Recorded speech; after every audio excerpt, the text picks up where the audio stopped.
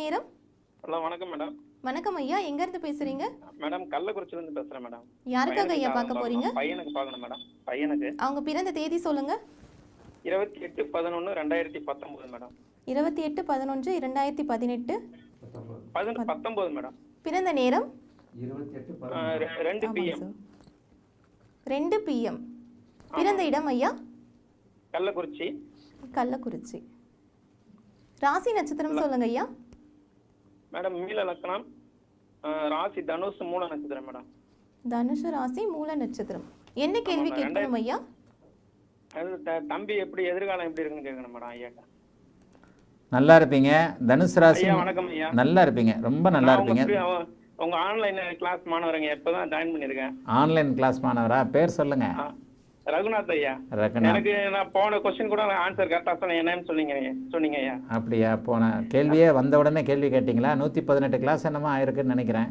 சரி ஐயா, அதுக்கு முன்னாடி உங்க கிளாஸ் நிறைய நான் பார்த்திருக்கேன் வீடியோ. சரி. ஆமாங்க ஐயா. ஆனா இப்போ கிளாஸ்ல சேர்ந்துட்டீங்க. ஆமாங்க ஐயா.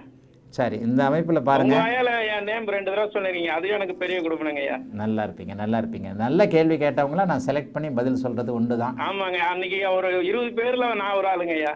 சரி சரி, வாழ்த்துக்கள். நல்லா இருப்பீங்க. சரிங்க. தம்பியுடைய ஜாதகத்துல லக்னாதிபதி 10ஆம் இடத்துல வலுத்திருக்கிறார். இது ஒரு நல்ல அமைப்புங்க.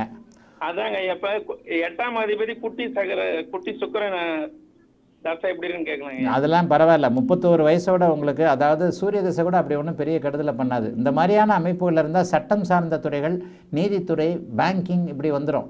சொல்லி கொடுத்தல். 10ஆம் இடத்துல குரு இருக்கிறார் இல்லையா? ஆமாங்க ஐயா. மீன லக்னத்திற்கு 10ஆம் இடத்துல குரு சுபத்துவமாக இருந்தால், இவர் சுபத்துவமாக தான் இருக்கிறார். சனி கேது ராகுவோட சேரல, கேதுவோட தான் சேர்ந்து இருக்கிறார். கேள யோகத்தில் இருக்கிறார், சுக்கிரனோடு இருக்கிறார், வளர்பிறை சந்திரனோடு இருக்கிறார். ஆக இந்த அமைப்பில் லாயர் துறை, ஜுடிஷியல், நீதித்துறை, வங்கித்துறை, நிதித்துறை, நீதித்துறை, சொல்லி கொடுத்தல், இந்த அமைப்புகள் தான் கண்டிப்பா வரும். சரிங்க ஐயா. இப்ப குட்டி சுக்கிர 8ஆம் அதிபதி எப்படிங்க ஐயா இருக்கும்? என்ன இருந்தாலும் சுக்கிரன் சுபத்துவமா இருக்கிறார்ல, குருவோட சேர்ந்து இருக்கிறார், வளர்பிறை சந்திரன் இதோட சேர்ந்து இருக்கிறார்ல. சுக்கிரன் அவருடைய காரகத்துவங்களையும் கண்டிப்பா தருவாருங்க. இவர் மூலமா உங்களுக்கு நல்ல வீடு வாகனம் எல்லாம் அமையுங்க ஐயா. அதுக்குதான் என்ன முக்கியமா கேள்வி.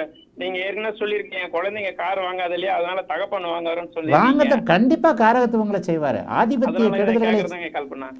ஆதிபத்திய கெடுதல்களை செய்யக்கூடிய அதே நேரத்துல காரக நன்மைகளை அவர் செய்வார். இதை புரிஞ்சுக்கிட்டீங்கன்னா ஜோசியம் வந்துடும். ஆதிபத்திய கெடுதல்கள் இருக்கும். ஆதிபத்திய கெடுதல்கள்ன்றது கடன் மாதிரியான விஷயங்கள். கடன் வாங்கியாவது கார் வாங்குவீங்க, கடன் வாங்கியாவது வீடு வாங்குவீங்க. புரியுதா உங்களுக்கு? அதெல்லாம் இருக்கும். ஆனா இது உங்க ஜாதகத்தையும் சேர்த்து தான். அதாவது இந்த குழந்தை லக்ஸரியா போக வேண்டிய அமைப்பு இருக்கு உறுதியா. குழந்தை போகணும்னா அப்பா தான் கார் வாங்க முடியும். சுக்கிரன் இந்த இடத்துல அவர் 10ஆம் இடத்துல திக்பலத்தை இழந்திருந்தாலும் கூட குருவோடு இணைந்து சந்திரனோடு, வளர்பிறை சந்திரனோடு சேர்ந்து இருக்கிறார். வளர்பிறை சந்திரனோடு 5 டிகிரிலையும் குருவோட 1 டிகிரிலையும் இருக்கிறார். இது ஒரு நல்ல அமைப்பு. சனி கூட அவர் விலகி இருக்கிறார். என்னங்க? கோடிக்கணக்கில் வருமாங்க. இந்த இடத்துல வீடு வாகனம் சார்ந்த விஷயங்கள்ல நீங்க நல்லா இருக்கிறதுக்கான அமைப்புகள் இந்த இடத்துல வருங்க. ஆனால் கோடிக்கணக்கில் வருமா அப்படிங்கிறது இந்த குழந்தை வளர்ந்து பெரியாளானதுக்கு பிறகுதான் இந்த அமைப்புகள். இந்த குழந்தை காரில் போகும், நல்ல வீட்டில் இருக்குன்றதை உறுதியாக சொல்ல முடியும். சுக்கிரதசையில் காரில் போகும். அப்போ நீங்கள் தான் கார் வாங்கணும். ஆதிபத்திய கெடுதல்ன்றது கடனுக்கு கார் வாங்குவீங்க, சொந்த காசில் வாங்க மாட்டீங்க. கடனை வாங்கி மாதம் மாதம் டியூ கட்டிக்கிட்டு இருப்பீங்க. அந்த டியூ கட்டுறதுக்கு முடியுமா முடியாதான்ற அதுதான் ஆதிபத்திய கெடுதல்னு சொல்கிறது. ஆயில்லாம் நல்லதாங்க இருக்குது. 8ஆம் இடத்துல செவ்வாய் இருந்தானே, அதெல்லாம் ஒன்றும் தப்பு கிடையாது. 8ஆம் இடத்துல புதனும் செவ்வாய் தான். சனி அப்படிலாம் இல்லைங்க. லக்னம் ஆட்சியாக லக்னம் வலுத்திருக்கு, லக்னாதிபதி வலுத்திருக்கிறாரு. லக்னத்திற்கு எந்த விதமான கெடு பலன்கள் அமைப்பு கொடுக்கக்கூடிய கெட்ட கிரகங்களுடைய அமைப்பும் இல்லை. இந்த கிரகம் இந்த ஜாதகம் ஆயுள் பலமுள்ள நல்ல ஜாதகம் தான். சரிங்களா? நல்லா இருப்பீங்க. என்னை விட பெரிய ஜோதிடராக வருவீங்கன்னு வாழ்த்துறேன். ஏன் சின்னதாக நினைக்கிறீங்க? உண்மையிலேயே கொஞ்சம் ஜோதிடத்தை ஒழுங்காக படிங்க.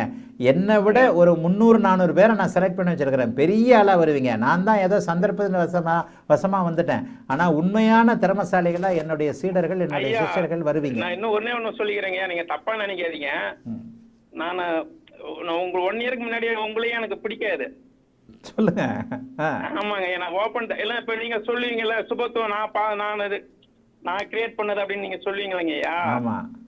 அதனால ஒரு தற்பெருமை அடிச்சுக்கிறாரு அப்படின்னு நான் சொல்லியிருக்கேன். ஆனா எனக்கு புதன் தசை வந்ததுல இருந்து நான் உங்களை ஃபாலோ பண்ண ஆரம்பிச்சிட்டேன். உண்மைதாங்க. நான் தான் அடிக்கடி சொல்றேனே, நான் சொல்லுகின்ற வார்த்தைகளை புரிந்து கொள்வதற்கு கூட உங்க ஜாதகத்துல புதன் வலுவா இருக்கணும்னு அடிக்கடி ஆமாங்க சொல்றேன். ஐயா.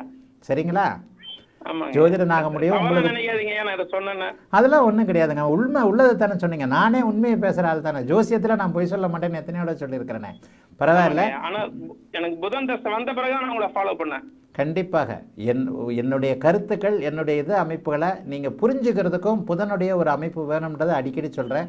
ரகுநாத், நல்லா இருப்பீங்க. ஜோதிடத்தை விட்டுறாதீங்க. என்னை விட பெரிய ஜோதிடராக வருவதற்கு வாழ்த்துக்கள், மனமார்ந்த வாழ்த்துக்கள். நல்லா இருப்பீங்க. அழைத்ததற்கு நன்றி ஐயா.